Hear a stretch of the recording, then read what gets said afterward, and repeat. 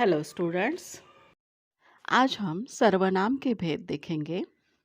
जिन शब्दों का प्रयोग संज्ञा के स्थान पर किया जाता है उसे सर्वनाम कहते हैं। यानी अजय एक लड़का है, अजय रोज स्कूल जाता है, अजय बुद्धिमान लड़का है। ऐसा हम अजय ये शब्द बार बार नहीं बोलते हैं। तो अजय एक लड़का है, वह रोज स्कूल जाता है, वह बुद्धिमान है।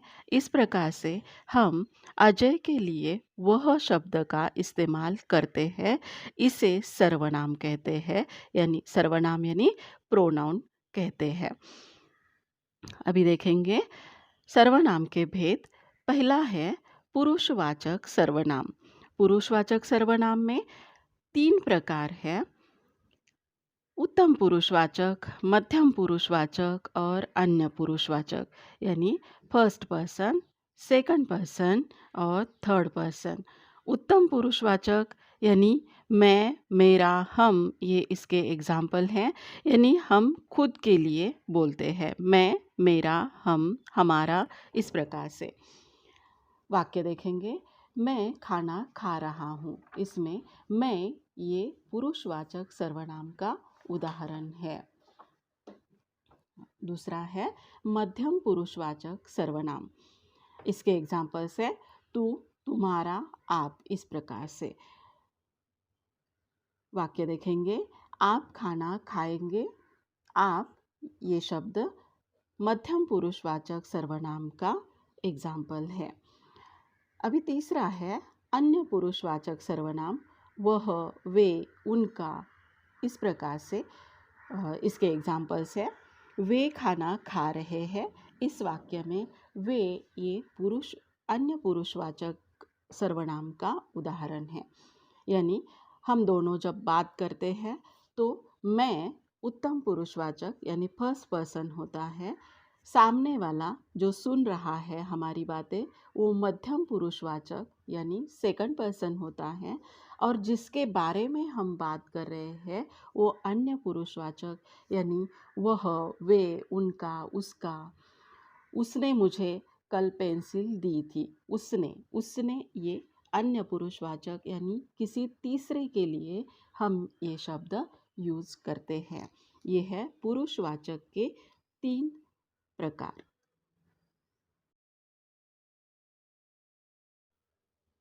सेकंड है निश्चयवाचक सर्वनाम।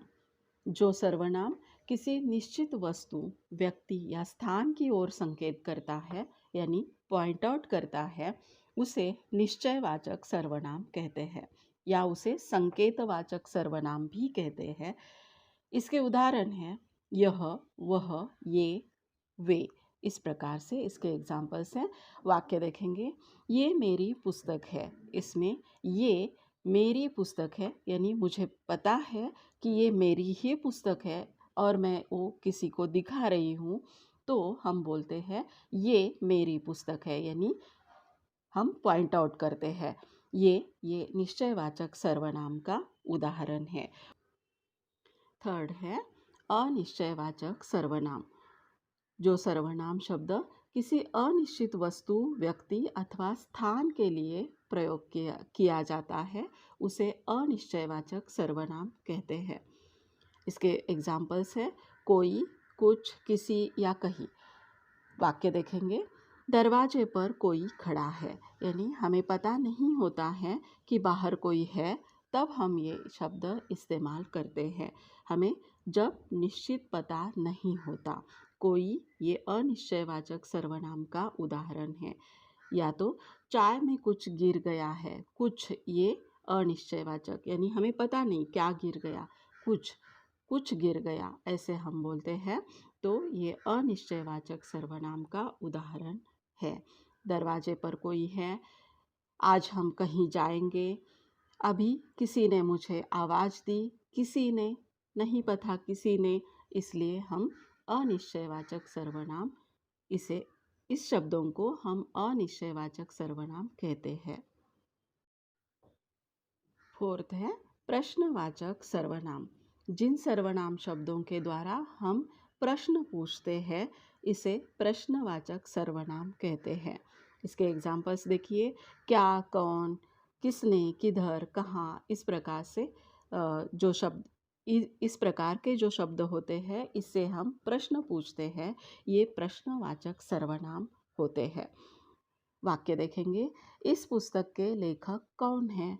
हमने पूछा कौन, यानी ये प्रश्न पूछा। जिन शब्दों से हम प्रश्न पूछते हैं वो शब्द प्रश्नवाचक ये प्रश्नवाचक सर्वनाम होते हैं।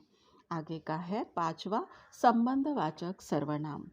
जिन सर्वनाम शब्दों का संबंध किसी वस्तु, व्यक्ति या स्थान से ज्ञात होता है उसे संबंधवाचक सर्वनाम कहते हैं। इसके उदाहरण देखिए। जो, सो, जैसा, वैसा।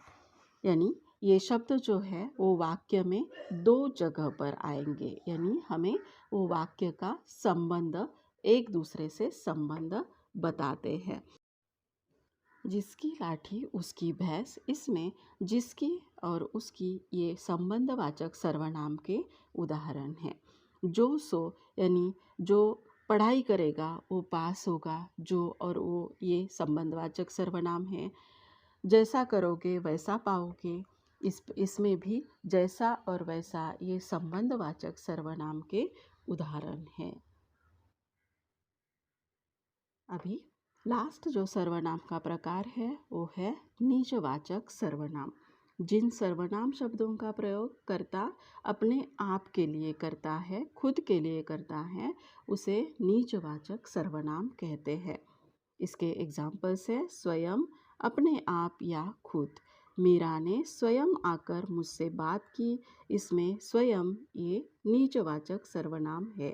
मध्यम पुरुषवाचक सर्वनाम में आप आता है और निजवाचक सर्वनाम में भी अपने आप आता है। तो ये दोनों में फर्क क्या है? तो मध्यम पुरुषवाचक सर्वनाम में जो आप आता है वो तुम के लिए, यानी अगर हमसे बड़े हैं कोई, उनके साथ हम बात कर रहे हैं तो हम बोलते हैं आप। और निजवाचक सर्वनाम में ये खुद के लिए होता है।